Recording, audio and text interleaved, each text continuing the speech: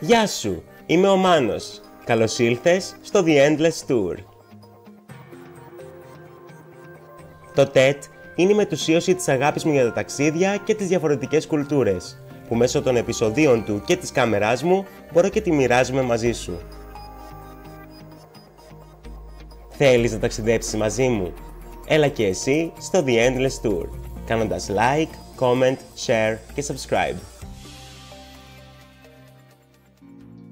Στο σημερινό special επεισόδιο του The Endless Tour πηγαίνουμε στην Βόρεια Ελλάδα και την αρχόντισσα της Μακεδονίας, την Καστοριά, που ανήκει στην περιφέρεια Δυτικής Μακεδονίας.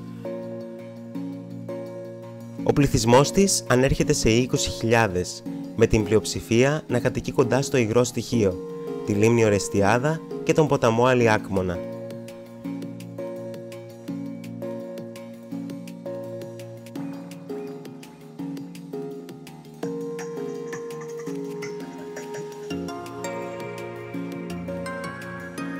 Η πόλη της Καστοριάς από ψηλά μοιάζει με νησί που περιβάλλεται από τη λίμνη και ψηλά βουνά, τον Γράμμο, το Βίτσι και το Βόλιο.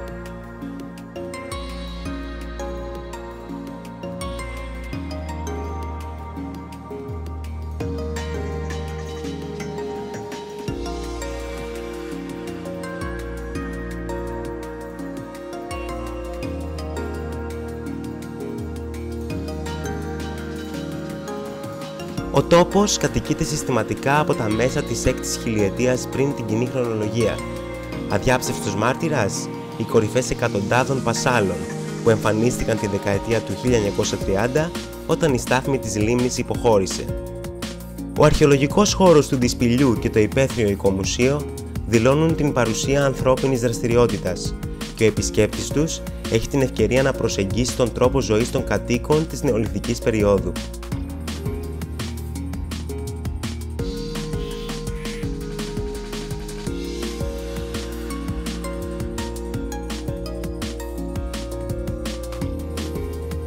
Το ορεινό και φυσικό τοπίο της Καστοριάς ταιριάζει απόλυτα με την παραδεισένια λίμνη και τον ποταμό, που εξαιτίας τους η πόλη διατηρήθηκε σχεδόν ακέραιη από το μακρινό της παρελθόν.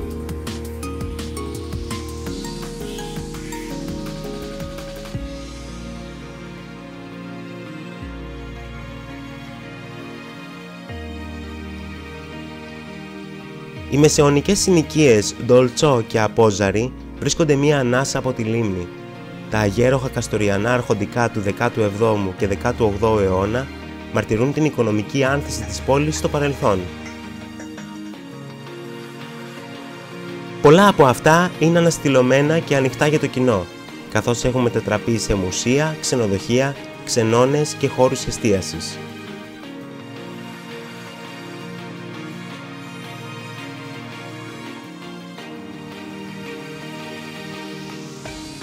Το Αρχοντικό Εμμανουήλ στεγάζει το Ενδυματολογικό Μουσείο, με μια μεγάλη σειρά από παραδοσιακά είδη διακόσμησης και γυναικείες και ανδρικές φορεσιές της περιοχής.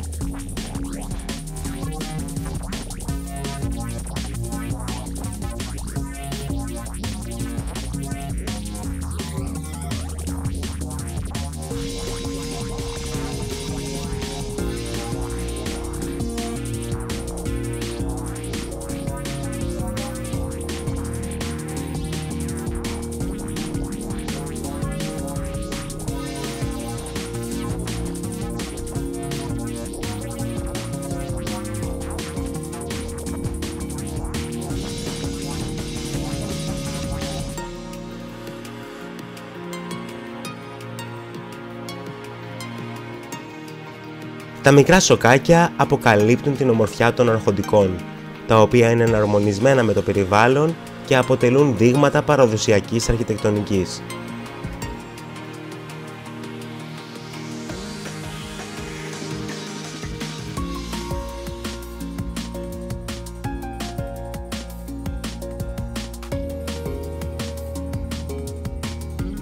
Το αρχοντικό Νεράτζι Αϊβάζι στεγάζει το Λαογραφικό Μουσείο, ένα ζωντανό θησαυροφυλάκιο με είδη καθημερινής χρήσης, που μας δίνει μια αντιπροσωπευτική εικόνα για το πώς ήταν τα σπίτια της εποχής στην Καστοριά.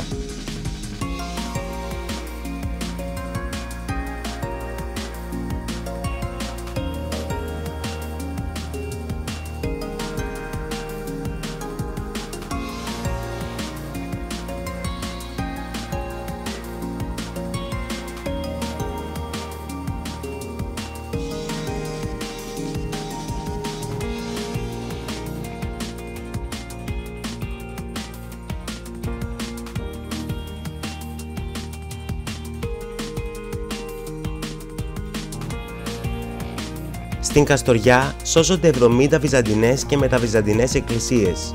Μία από αυτές είναι το μοναστήρι της Παναγιάς Μαυριώτισσας του 11ου αιώνα με την ομώνυμη εκκλησία.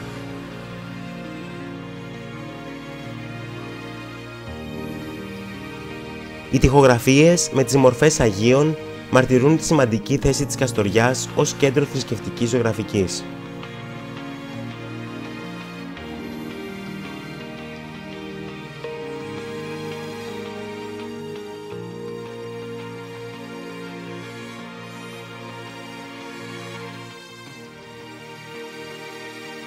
Πάνω στη λίμνη βρίσκεται το περιβαλλοντικό πάρκο του Δήμου Καστοριάς με το μεγαλύτερο ενιδρίο γλυκού νερού των Βαλκανίων. Το ενιδρίο φιλοξενεί πολλά είδη ψαριών και υδρόβιων οργανισμών που ζουν στις λίμνες και τα ποτάμια της Ελλάδας.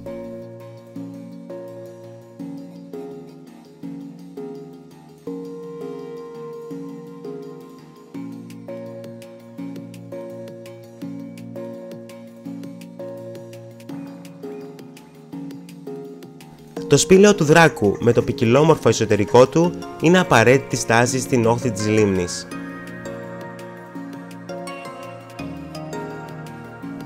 Ο εντυπωσιακός σταλλακτικός του Διάκοσμος και τα παλαιοντολογικά ευρήματα 10.000 χρόνων θα σας εντυπωσιάσουν.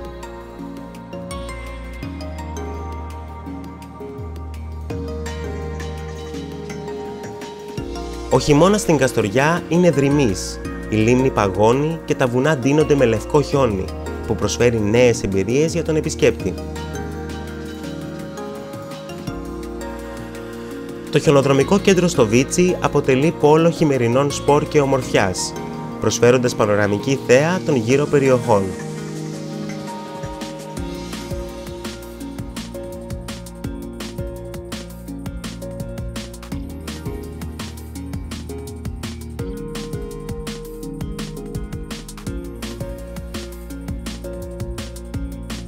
Ο καλύτερος τρόπος για να αποκτήσετε σφαιρική εικόνα της Καστοριάς είναι μέσω των εμπειριών που επιφυλάσσει η λίμνη.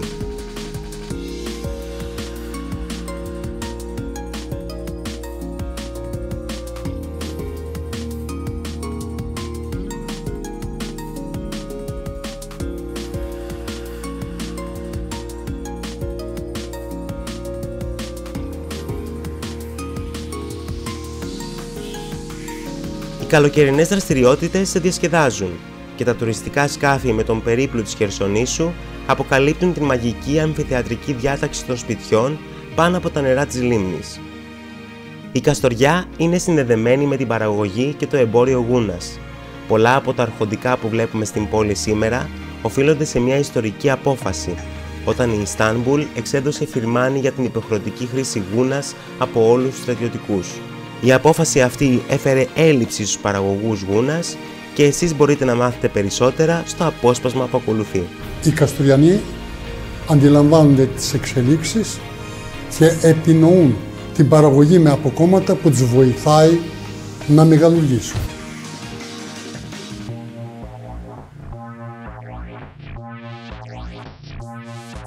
Μετά τον Πρώτο Παγκόσμιο Πόλεμο δημιουργείται μια μεγάλη ελληνική παροικία στη Λειψία, από όπου στέλνεται ο χορδάς, δηλαδή τα αποκόμματα. Το φεστιβάλ Γούνας της Καστοριάς, που γίνεται κάθε χρόνο την πρώτη εβδομάδα του Νοεμβρίου, θυμίζει την ιστορία της γούνας στους νεότερους. Τα ραγκουτσάρια είναι το καρναβάλι της Καστοριάς και γιορτάζονται από τις 6 μέχρι τις 8 Ιανουαρίου κάθε χρόνο. Αποτελούν αναβίωση των αρχαίων διονυσιακών τελετών και σκοπός τους είναι να ξεχαστούν τα προβλήματα της ζωής και να εκδιωχθούν τα κακά πνεύματα.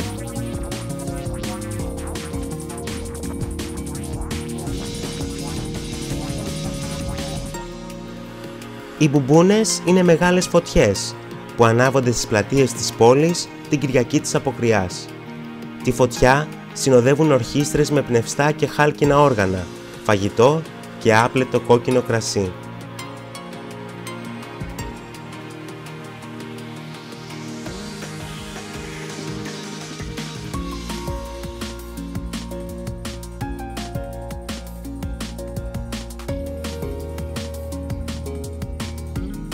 Το River Party είναι ένα από τα μεγαλύτερα φεστιβάλ της Ελλάδας και το 12ο στην Ευρώπη.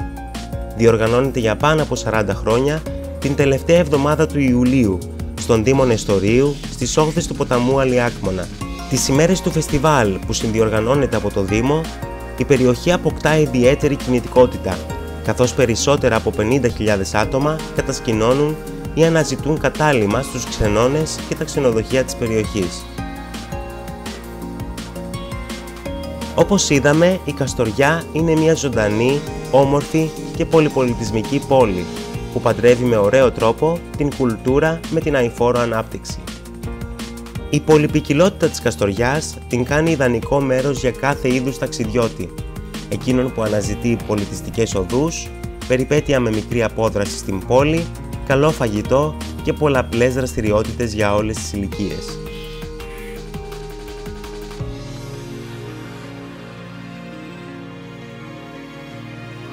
Η Ορεστιάδα φιλοξενεί σημαντική ορνηθοπανίδα, με περισσότερα από 200 είδη που είναι σπάνια και απειλούμενα.